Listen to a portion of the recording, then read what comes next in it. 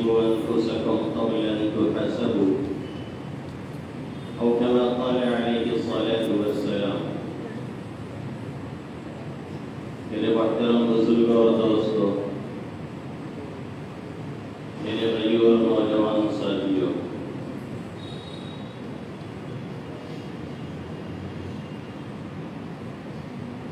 یہ ذی الحجہ کا مہینہ چل رہا ہے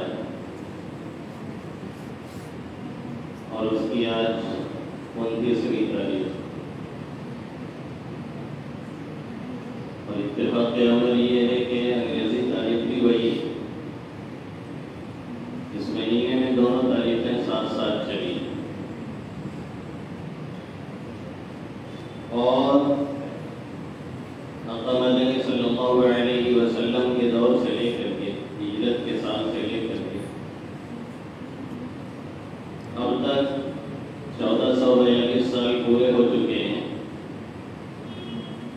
1442 سال پورے ہو چکے ہیں اور 1443واں سال پورا ہونے کو ہے۔ اگر آج چاند ہو گیا تو 1443 پورا ہو جائے گا اور 1444 کا آغاز ہو جائے گا اور وہ شروع ہو جائے گا۔ ہم میں سے بہت سے پڑھے لکھے لوگ اور دیندار کہلانے والے بھی عام طور پر یہ نہیں جانتے ہیں کہ اسلامی مہینہ کون سا ہے اور اس کے نام ہے، اور تاریخ اگر کسی کو معلوم ہو تو سمجھ لیجیے کہ بہت بڑی بات ہے۔ عربی تاریخ، اسلامی تقویم یا ہجری کیلنڈر، اسے یاد رکھنا، اسے محفوظ رکھنا، اس کی تاریخ کا پتہ کرنا، یہ عام طور پہ اہل مدارس کی ذمہ داری ہوگی۔ یہ کام صرف مدرسے والے ہی کرتے ہیں اور دوسرے لوگوں کو اس کی خبر نہیں ہوتی۔ کچھ لوگوں کو رمضان کے چاند کی فکر ہوتی ہے، ورنہ اکثر لوگوں کو صرف عید کے چاند کا پتہ ہوتا ہے اور اسی کی فکر ہوتی ہے، اور جو روزہ نہیں رکھتے ہیں وہ اور لاٹھی ڈنڈا لے کر کے کھودتے رہتے ہیں کسی طرح سے 29 کا ہو جائے۔ باقی اور مہینوں کا ان کو پتہ ہی نہیں ہے کہ مہینے کا آغاز اسلام کا کب سے ہوتا ہے اور اس کا اختتام کب ہوتا ہے، اور مہینوں کے نام کیا ہیں۔ مہینہ شروع کس دن سے ہوتا ہے اور اس کی تاریخ کیا ہے، یہ اکثر لوگوں کو پتہ ہی نہیں ہوتا ہے۔ اگر پوچھ لیا جائے تو زیادہ تر لوگ نہیں بتا پائیں گے۔ محرم الحرام ہے، محرم، صفر، ربیع الاول، ربیع الثانی، جمادی الاولی، جمادی الثانیہ، رجب، شعبان، رمضان، شوال، ذی القعدہ، ذی الحجہ، یہ ہے اس کا شاید آخری دن۔ اور اگر یہ پورا ہوا تو اب کل سے نئے اسلامی سال کا آغاز ہو جائے گا، جو ہم میں سے بہت سے لوگوں کو خبر بھی نہیں ہوگی۔ یہ اور بات ہے کہ اب کچھ لوگ سوال رکھے ہیں سوشل میڈیا وغیرہ تو بتا دیتے ہیں کہ ہمارے اسلامی سال کا آغاز ہو چکا ہے، تب پتہ چل جاتا ہے، ورنہ بہت زمانہ جب گزر جاتا ہے اور انگریزی سال یعنی شمسی تقویم آتی ہے اور اس کا سال کا آغاز ہوتا ہے جو جنوری سے شروع ہوتا ہے، تب ہم ہیپی نیو ایئر کا میسج دینے لگتے ہیں اور ہمیں یہ خبر ہی نہیں ہوتی ہے کہ اسلامی سال آ کر کے وہ گزر چکا ہے، اس کا اچھا خاصا ٹائم گزر چکا ہے۔ یہ ہماری اولاد کی بہت بڑی کمی ہے اور ہماری اولاد کی بہت بڑی کمزوری ہے کہ ہم اور آپ اس کی طرف توجہ نہیں کرتے ہیں۔ یہ آقا مدنی صلی اللہ علیہ وسلم کے واقع ہجرت کی طرف یہ سال منسوب ہے اور ہجرت کے سال سے آغاز مان کر اس کی بنیاد ڈالی گئی ہے اور اس کی ابتدا کی گئی ہے اور اس کا آغاز کیا گیا ہے۔ یہ آپ صلی اللہ علیہ وسلم نے جب ہجرت کی، اور ہجرت کا لفظ یہ ہجر سے ماخوذ اور بنا ہوا ہے، جس کے معنی آتے ہیں چھوڑ دینے کے، جس کے معنی آتے ہیں کسی چیز یا کسی جگہ کو چھوڑ دینا، اور اصطلاحی اعتبار سے، اسلامی اعتبار سے ہجرت کہتے ہیں دین اسلام کی حفاظت کی غرض سے یا دین اسلام کی اشاعت کے لیے اپنے علاقے اور وطن کو خیر بات کہہ دینا اور چھوڑ دینا، یہ ہجرت کہلاتا ہے۔ آج کل تارکین وطن ایک اصطلاح بن گئی ہے دنیا والوں کے یہاں، اور جو لوگ سیاسی مقاصد کے تحت یا معاشی مقاصد کے ساتھ اپنی اکنامک صحیح کرنے کے لیے کوئی علاقہ چھوڑ کر کے دوسرے ملک چھوڑ کر کے دوسرے ملک میں جا بستے ہیں ان کو تارکین وطن کہا جاتا ہے اور ان کو مہاجرین کہا جاتا ہے۔ حقیقت یہ ہے کہ ان کو مہاجرین کہنا ہجرت کے تقدس کو پامال کرنا ہے اور ہجرت جیسے عظیم لفظ کی اہمیت کو گھٹانا اور برباد کرنا ہے۔ اور ایک دلچسپ بات آپ کو یہ بھی بتاتا چلو کہ یہ زیادہ تر تارکین وطن یورپین کنٹریز میں پائے جاتے ہیں، وہیں پر زیادہ لوگ اس طرح سے جا کر کے بستے ہیں جو اپنے سیاسی مقاصد کے لیے جاتے ہیں یا اپنے معاشی مقاصد کے لیے جاتے ہیں۔ باقی ہجرت کا اصل مفہوم یہ ہے اور ہجرت کا اصل معنی یہ ہے کہ دین اسلام کی حفاظت کے لیے یا دین اسلام کی اشاعت کے لیے اپنے علاقے کو خیر بات کہہ دینا اور اپنے علاقے کو چھوڑ دینا، یہ ہجرت کہلاتا ہے۔ اور یہ ہجرت تمام کے تمام انبیاء کرام کو تقریباً کرنی پڑی ہے، تمام کے تمام انبیاء کرام نے تقریباً کی ہے۔ حضرت موسیٰ نے کی ہے، حضرت ابراہیم نے کی ہے، حضرت ہود نے کی ہے، خود آقا مدنی صلی اللہ علیہ وسلم نے کی ہے۔ یہ سنت جاری رہی ہے اور یہی وجہ رہی ہے کہ بہت سے علماء کرام نے بھی ہجرت کی ہے، بہت سے بزرگان دین نے بھی ہجرت کی ہے۔ جس جگہ اور جس مقام پہ آپ بیٹھے ہوئے ہیں یہاں بھی کوئی مہاجر شخص آیا تھا جسے مولانا عبدالکریم صاحب نور اللہ مرقدہ برد اللہ مرجع کے نام سے ہم لوگ جانتے اور یاد کرتے ہیں، جو امبیڈکر نگر جو پہلے فرید آباد تھا اور دیوریا کے ایک چھوٹے سے گاؤں سے اٹھے اور وہاں سے ہوتے ہوئے یہاں آ کر کے بیٹھ گئے اور کہنے والے نے بالکل بجا کہا، وہ پھول سر چڑھا، وہ پھول سر چڑھا جو چمن سے نکل گیا، عزت اس سے ملی جو وطن سے نکل گیا۔ یہ ہجرت کا سلسلہ آقا مدنی صلی اللہ علیہ وسلم سے پہلے سے جاری ہے، لیکن آپ کی ہجرت کا جو شہرہ ہوا اور آپ کی ہجرت کو جو تقدس حاصل ہوا اور آپ کی ہجرت کی جو شہرت ہوئی وہ کسی اور کی ہجرت کا شہرہ نہیں ہوا، کسی اور کی ہجرت کی اتنی شہرت نہیں ہوئی جتنی آقا مدنی صلی اللہ علیہ وسلم کی ہجرت کی شہرت ہوئی۔ اور دلچسپ بات یہ رہی کہ آقا طائف کی گلیوں میں پھر رہے ہیں، آقا طائف کی گلیوں میں جا رہے ہیں، آقا مکہ کی گلیوں میں ٹہل ٹہل کے تبلیغ کر رہے ہیں اسلام کی، اور اسلام کی آبیاری کی کوشش یہاں کی جا رہی ہے، بارش برسانے کی کوشش یہاں کی جا رہی ہے، لیکن اسلام کا آب حیات مدینہ میں جمع ہو رہا ہے۔ لوگوں کے دلوں میں اسلام کی تخم ریزی یہاں کرنے کی کوشش کی جا رہی ہے، لیکن اسلام کی تخم ریزی اور اس کے برگزار اہل مدینہ کے لوگوں کے اندر نکل رہے ہیں اور ان کے دلوں میں پنپ رہے ہیں۔ یہی وجہ ہے کہ مدینہ سے کچھ لوگ حج کے موقع پر آتے ہیں، وہ لوگ مخلص تھے، وہ لوگ ضدی نہیں تھے، ان کے اندر عناد نہیں تھا، ان کے اندر اکڑ نہیں تھا۔ جن کے اندر اکڑ ہوتا ہے لاکھ اس تک حق پہنچ جائے وہ حق ماننے کے لیے تیار نہیں ہوتا ہے، حق سننے کے لیے تیار نہیں ہوتا ہے، حق قبول کرنے کے لیے تیار نہیں ہوتا ہے۔ اندر سے اس کا دل بھی کہتا ہے کہ سامنے والا سچ ہے، اندر سے اس کا دل بھی کہتا ہے کہ سامنے والا صحیح ہے، اندر سے اس کا دل بھی کہتا ہے کہ سامنے والا فراڈیا نہیں ہے، اندر سے اس کا دل بھی کہتا ہے سامنے والا جھوٹا نہیں ہے، لیکن وہ ماننے کے لیے تیار نہیں ہوتا۔ کیوں؟ اس لیے کہ اس کے اندر بغض بھرا ہوا ہے، اس کے اندر عناد بھرا ہوا ہے، اس کے اندر ضد بھری ہوئی ہے۔ اور جب کسی کے اندر عناد ہو تو پھر لاکھ آپ کوشش کر لیں آپ اسے منوا نہیں سکتے ہیں۔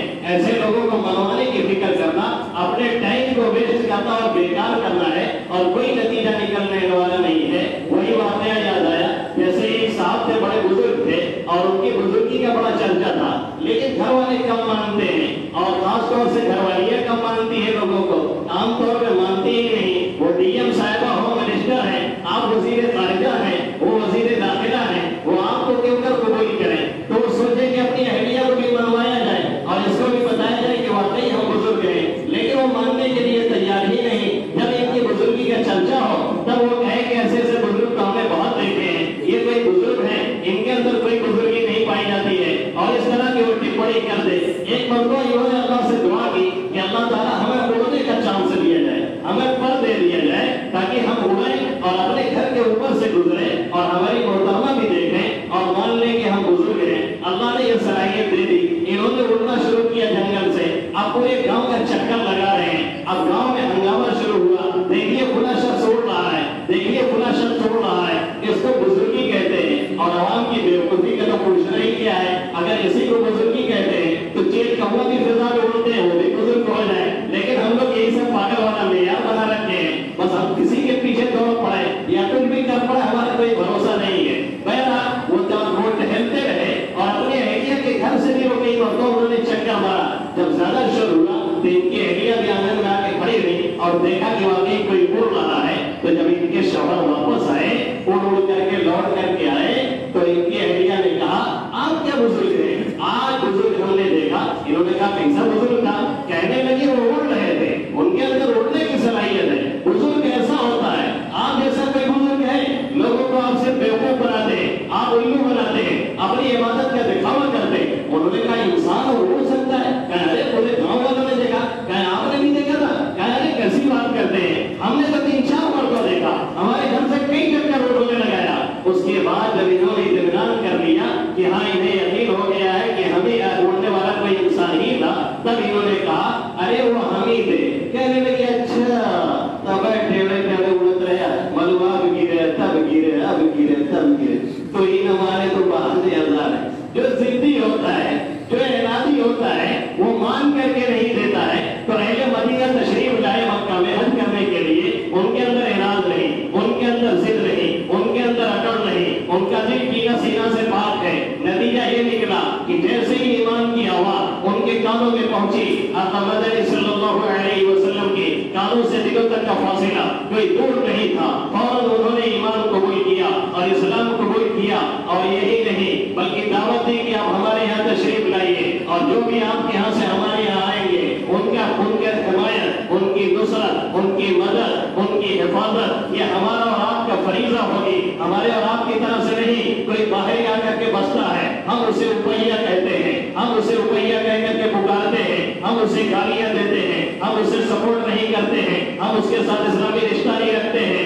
ہم اسلامی حکومت میں اسے سپورٹ نہیں دیتے ہیں۔ یہ ہمارے اور آپ کے اندر جو کیڑا پیدا ہوا ہے، یہ مغرب نے پیدا کیا ہے تعصب کا کیڑا، یہ ہمارے اسلام کا حصہ نہیں ہے۔ آقا مدنی صلی اللہ علیہ وسلم سے ان لوگوں نے یہ وعدہ کیا کہ جو بھی ہجرت کر کے آئیں گے ہم ان کا سپورٹ کریں گے، ہم ان کا کھلا سپورٹ دیں گے، ہم ان کے لیے جان کی بازی لگا دیں گے، سب کچھ قربان کرنے کے لیے تیار رہیں گے۔ اور ادھر قدرت کا کرشمہ یہ ہوا کہ اہل مکہ میں مکہ کی گلیاں اور مکہ کے علاقے تنگ کیے جانے لگے، روز بروز تنگ کیے جانے لگے۔ مکہ میں لوگوں کو گلیوں میں گھسیٹا جاتا، تپتی ہوئی ریت میں لٹایا جاتا، اور نہ معلوم کیسے کیسے ظلم کیے جاتے۔ اور یہی نہیں، آقا مدنی صلی اللہ علیہ وسلم کو بھی بخشا نہیں گیا، آپ کے اوپر بھی نہ معلوم کیسے کیسے مظالم کیے گئے۔ اور یہی نہیں کہ تم نے ظلم کی تاب نہ لا کر کے جان شہادت نوش کیا، اور حضرت سمیہ کو بچہ مار کر کے ابو جہل گرو گھٹان نے شہید کیا، اسلام کی پہلی شہیدہ حضرت سمیہ رضی اللہ تعالیٰ عنہ۔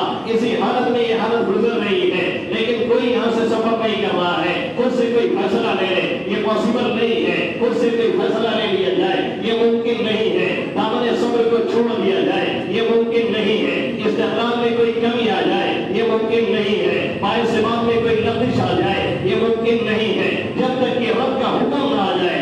آخر کا رب کا حکم آیا اور یہ کہا گیا اب مدینہ سے مکہ کی طرف ہجرت کر جاؤ۔ لوگوں نے ہجرت کرنا شروع کیا، یہ کے بعد دیگرے، ایک طرف سے دوسرے، دوسرے سے تیسرے، اس طرح سے لوگ پہنچتے رہے، لیکن ابھی آقا کو حکم نہیں ہے۔ اور جو لوگ مکہ پہنچ رہے ہیں، جو لوگ مکہ سے مدینہ پہنچ رہے ہیں، اہل مدینہ ان کا استقبال کر رہے ہیں، اہل مدینہ ان پر اپنی جان نثاری کر رہے ہیں، اہل مدینہ ان پر اپنی جان نچھاور کر رہے ہیں، اہل مدینہ ہر طرح سے ان کو سپورٹ دے رہے ہیں۔ آقا مدنی کو بھی حکم نہیں ہوا، آقا مکہ ہی کے اندر ہے۔ پھر یہاں تک کہ آپ کے قتل کا مشورہ کیا گیا، دارالندوہ میں کمیٹی بیٹھائی گئی۔ ابو جہل گرو گھٹان نے کہا، جس میں حارث ابن نضرہ طبیب عرب کی شکل میں ابلیس نے بھی شرکت کی، اور آخر میں یہ فیصلہ ہوا ہر قبیلے سے ایک آدمی لیتے ہیں اور ایک بار کی حملہ کرتے ہیں اور آپ کو نعوذ باللہ شہید کر دیتے ہیں، جس کے نتیجے میں پھر یہ بنو ہاشم سب سے ٹکرا نہیں پائیں گے۔ نتیجہ یہ نکلے گا آپ کا خون بہا لینے میں راضی ہو جائیں گے۔ اس طریقے سے نعوذ باللہ چڑھتے ہوئے سورج کو غروب کر دیا جائے گا اور کام تمام کر دیا جائے گا، لیکن فانوس بن کے جس کی حفاظت ہوا کرے، وہ شمع کب بجھے جسے روشن خدا کرے۔ آقا مدنی صلی اللہ علیہ وسلم اپنے دولت گدا میں ہے، در دولت کا محاصرہ کر لیا گیا ہے، شروعات میں گھیرا بندی کر دی گئی ہے۔ آقا کو شہید کرنے کے لیے، سورج کو غروب کرنے کے لیے آقا سر شام نکلتے ہیں اور یاسین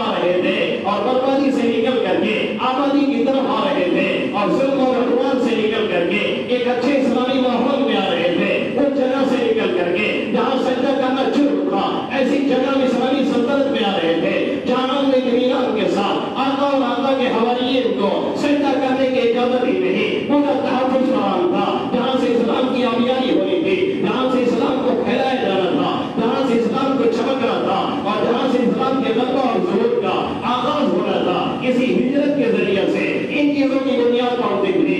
آقا نے آ کر کے مسجد قبا کی بنیاد رکھی، کچھ ہی دنوں کے بعد مسجد نبوی صلی اللہ علیہ وسلم کی بنیاد رکھی، جسے اسلام کی مرکزیت حاصل ہوئی اور وہیں سے پوری دنیا کے اندر اسلام کی شمع روشن کی جانے لگی۔ اسی لیے اس واقعہ کو ہجرت کے سال سے آغاز مان کر کے، ہجرت کے سال سے آغاز مان کر کے اسلامی تقویم کی اور اسلامی کیلنڈر کی بنیاد ڈالی گئی۔ عمر فاروق رضی اللہ تعالیٰ عنہ کے سامنے ایک تحریر پیش ہوئی جس میں لکھا ہوا تھا شعبان کا مہینہ۔ حضرت عمر نے فرمایا پہلا شعبان ہے، یہ اس کے بعد والا شعبان ہے، اس میں کوئی وضاحت نہیں، کیوں کر یہ معلوم ہو یہ شعبان مراد ہے یا پچھلا شعبان مراد ہے، اس طریقے سے کام چلنے والا نہیں۔ یہ 21 ہجری کا واقعہ ہے۔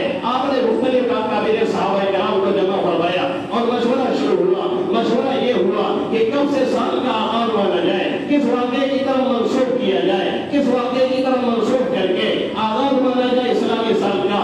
اس طریقے سے کام چلنے والا نہیں ہے۔ 21ویں ہجری میں مشورہ ہو رہا ہے، اکابر صحابہ جمع ہے، کوئی کہتا ہے آقا کی ولادت کو بنیاد بنایا جائے، کوئی کہتا ہے آقا کی نبوت کو بنیاد بنایا جائے، کوئی کہتا ہے آقا کی وفات کو بنیاد بنایا جائے۔ حضرت علی کرم اللہ وجہہ کھڑے ہوتے ہیں اور کہتے ہیں ہجرت کے سال سے آغاز مان کر کے اس کی بنیاد ڈالی جائے۔ حضرت عمر فاروق رضی اللہ تعالیٰ عنہ تشریف فرما ہے، بحث و مباحثہ صحابہ کرام کے درمیان چل رہا ہے۔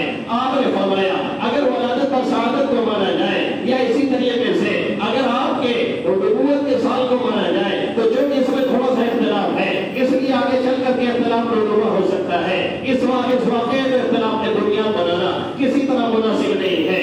اور اگر آپ کی وفات کے سال کو مانا جائے تو چونکہ یہ غم کا سال ہے، یہ جشن کا سال نہیں ہے، اس لیے بھی مناسب نہیں معلوم ہوتا۔ اس لیے ہجرت کے سال سے آغاز مان کر کے اس کی بنیاد ڈالی گئی اور یہیں سے اسلامی تقویم کا آغاز ہوا اور یہیں سے اسلامی کیلنڈر کا آغاز ہوا اور یہیں سے تقویم ہجری کا آغاز ہوا۔ ہجرت کے سال سے اس کی بنیاد ڈالی گئی، آقا کی ہجرت کو بنیاد بنایا گیا، جو بظاہر ناامیدی کا زمانہ تھا، جو بظاہر مایوسی کا زمانہ تھا، جو بظاہر مغلوبیت کا زمانہ تھا، جو بظاہر تلوک کا زمانہ تھا، جو بظاہر تلے کچلے لوگ بھاگ رہے تھے، جو بظاہر مفلسی اور بے بسی کا زمانہ تھا، لیکن حقیقت یہ ہے یہیں سے ایک مظلوم بنیاد پڑ رہی تھی۔ حقیقت یہ ہے یہیں سے اسلام کی شان و شوکت کا مظاہرہ ہونے والا تھا۔ حقیقت یہ ہے یہیں سے اسلام کو مرکزی حیثیت حاصل ہونے والی تھی۔ حقیقت یہ ہے یہیں سے اسلام کا غلبہ شروع ہونے والا تھا۔ حقیقت یہ ہے یہیں سے اسلام کی فتوحات کے جھنڈے دنیا کے مختلف ممالک میں لہرانے والے تھے۔ حقیقت یہ ہے یہیں سے ظلم کا خاتمہ ہو کر کے عدل انصاف کی بنیاد پڑنے والی تھی۔ اس لیے عمر فاروق رضی اللہ تعالیٰ عنہ نے دوسرے تمام نظریات کو ریجیکٹ کیا اور ہجرت کے سال سے آغاز مان کر کے اس کی بنیاد ڈالی۔ پھر سوال یہ ہوا کس مہینے سے آغاز کیا جائے، کس واقعہ سے کیا جائے، یہ تو حل ہو گیا، کس مہینے سے کیا جائے یہ نہیں حل ہو رہا ہے۔ کسی نے کہا رجب کے مہینے سے، کسی نے کہا رمضان کے مہینے سے، اس لیے کہ رمضان مقدس مہینہ ہے، اسی میں قرآن نازل ہوا ہے۔ کسی نے کہا ربیع الاول کے مہینے سے، اس لیے کہ آقا مدنی صلی اللہ علیہ وسلم نے شروع ربیع الاول میں ہجرت شروع کی تھی، 8 ربیع الاول کا آقا مدینہ پہنچے تھے۔ کسی نے کہا ہجرت ہی کے زمانے کو بنیاد بنائی جائے، یہ چلتی رہی بات۔ حضرت عمر فاروق رضی اللہ تعالیٰ عنہ نے فرمایا ہجرت کے وقت کو بنیاد بنایا جائے، کیونکہ اگرچہ آقا مدنی صلی اللہ علیہ وسلم نے ربیع الاول میں ہجرت کی تھی، لیکن آپ نے ارادہ ہجرت کا وہ جو کیا تھا وہ محرم کے مہینے میں کیا تھا، اس لیے محرم الحرام کو بنیاد بنایا گیا، ربیع الاول کو بنیاد نہیں بنایا گیا۔ اور دوسری وجہ یہ تھی کہ اسلام سے 200 سال پہلے کلاب ابن مرہ کے زمانے سے یہ مہینے چلے آ رہے تھے، محرم، صفر، ربیع الاول، ربیع الثانی، جمادی الاولی، جمادی الثانیہ، رجب، شعبان، رمضان، شوال، ذی القعدہ، ذی الحجہ، پھر محرم، یہ مہینے 200 سال پہلے سے چلے آ رہے تھے اور عرب والے اسی مہینے کے اعتبار سے سال کا آغاز مانتے تھے، منسوخ کسی واقعے کی طرف کرتے، لیکن محرم کی سے بنیاد ڈالتے تھے۔ ہر سال کا آغاز وہ محرم سے لے کر کے چلتے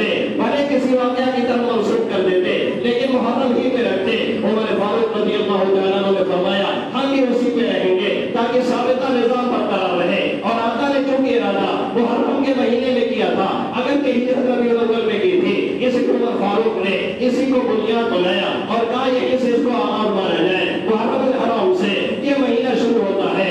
اگر آج تاریخ چینج ہوئی تو پھر ہمارے اسلامی سال کا آغاز شروع ہو جائے گا. ایسے میں ہمارا آپ کا فریضہ یہ ہے ہم اسلامی تاریخ کو یاد کریں، اسلامی مہینے کو یاد کریں. یہ فرض عین کفایہ ہے. اگر سب لوگ انگریزی تاریخ کے چکر میں پڑ گئے اور سبھی نے اسلامی تاریخ کو بھلا دیا یا اسلامی مہینے کو بھلا دیا تو سب کے سب گنہگار ہوں گے. اس لیے کچھ لوگوں کو اسے یاد رکھنا، اسے محفوظ رکھنا یہ اسلامی فریضہ ہے. اس فریضے کو ادا کرنا ہماری اور آپ کی ذمہ داری ہے، کیونکہ ہماری بہت سی چیزیں اسی مہینے کی طرف اور اسی تاریخ کی طرف منسوب ہوتی ہیں. ہمارا روزہ اسی مہینے کے اعتبار سے شروع ہوتا ہے، اسلامی تقویم سے شروع ہوتا ہے. ہماری عید اور بقرعید اسی مہینے سے شروع ہوتی ہے، اسی چاند سے شروع ہوتی ہے. ہمارا حج اسی چاند سے شروع ہوتا ہے اور ہماری بہت سی عبادات اسی چاند کے اعتبار سے وابستہ ہے. شمسی نظام سے بھی ہمارا تعلق ہے لیکن وہ ضرورت کی بنیاد پر ہے اور یہ اسلامی نظام ہماری ضروری ہے، ہمارے لیے ضرورت کی چیز نہیں ہے، ہمارے لیے لازمی چیز ہے. اس لیے اسے محفوظ رکھنا ہمارے اور آپ کے فرائض میں سے ہے. اور دوسری بات یہ ہے کہ ایک نئے سال کا آغاز ہو رہا ہے اور ایک سال جا رہا ہے. ہیپی نیو ایئر نہیں منانا ہے، یہ دھیان میں رکھنا ہے، اپنا محاسبہ کرنا ہے. اللہ کے حبیب صلی اللہ علیہ وسلم فرماتے ہیں حاسبوا انفسکم قبل ان تحاسبوا. اپنا محاسبہ کرو اس سے پہلے کہ رب تمہارا محاسبہ کرے. اپنا محاسبہ کرو اس سے پہلے کہ قبر میں تمہارا حساب لیا جائے. اپنا محاسبہ کرو اس سے پہلے کہ محشر میں تمہارا حساب لیا جائے. اپنا محاسبہ کرو اس سے پہلے کہ فرشتے آپ پکڑیں. اللہ کے حبیب صلی اللہ علیہ وسلم فرما رہے ہیں اس لیے ہمیں محاسبہ کرنا چاہیے. ہم نے پچھلی زندگی میں کیا کھویا ہے، ہم نے پچھلی زندگی میں کیا غلطیاں کی ہیں، ہم نے پچھلی زندگی میں کتنے حقوق پامال کیے ہیں اللہ کے اور اس کے بندوں کے. نہ معلوم کتنے جرائم ہم نے کیے ہیں، نہ معلوم کتنے کرائم کیے ہیں. غلطیاں ہوتی رہتی ہیں اور ہو جاتی ہیں لیکن اس پر جمے رہنا اور اس سے حساب نہ کرنا اور اس سے باز نہ آنا یہ سب سے بڑا جرم ہے. اس لیے اسے چھوڑیں. اگر بندوں کے حقوق ہم نے گنوا کیے ہیں ان سے معافی مانگیں. اللہ کے حقوق کو پامال کیا ہے اس سے توبہ کریں. اگر اب تک نماز نہیں پڑھتے تھے تجدید عہد کریں، تجدید ایمان کریں. آج سے نمازیں نہیں چھوڑیں گے. اگر اب تک روزے نہیں رکھتے تھے تجدید عہد کریں، آج سے روزے نہیں چھوڑیں گے. اگر اب تک جھوٹ بولتے تھے تجدید عہد کریں، آج سے جھوٹ نہیں بولیں گے. اگر اب تک ظلم و عدوان میں تھے تجدید کریں، آج سے ظلم اور سرکشی نہیں ہوگی. اگر اب تک حقوق مارتے تھے اپنے رشتے داروں کے اور قطع رحمی کرتے تھے، آج سے عہد کریں قطع رحمی نہیں ہوگی. اگر اب تک اولاد کے حقوق پامال کیے گئے، آج سے عہد کریں اولاد کے حقوق دیے جائیں گے. اگر اب تک باپ کے حقوق پامال کیے گئے، آج سے عہد کریں انشاءاللہ باپ کے حقوق ادا کیے جائیں گے. اگر پڑوسیوں کے حقوق پامال کیے گئے، آج سے عہد کریں انشاءاللہ کسی بھی پڑوسی کو اپنی ذات سے ذرہ برابر تکلیف نہیں پہنچے گی. یہ عہد کرنا ہمارا اور آپ کا فریضہ ہے. اور دعا پڑھنا اللہم ادخل علینا بالامن والایمان والسلامۃ والاسلام والجوار من الشیطان والعدوان من الرحمن. نئے سال کے آغاز میں صحابہ کرام ایک دوسرے کے دعا سکھلاتے تھے اے اللہ اس سال کو ہمارے لیے امن اسلام کے ساتھ لے کر گیا، اپنی خوشنودی کے ساتھ لے کر گیا، شیطان سے بچاؤ کے ساتھ لے کر گیا. ہم بھی یہ دعا مانگیں، عربی میں نہ تو عربی میں مانگیں، عربی میں نہ تو اردو میں مانگیں. اور یہ یاد رکھیں موت کسی کو مہلت نہیں دیتی، کسی کو چانس نہیں دیتی، کسی کو موقع نہیں دیتی. جو صحیح کرتا ہے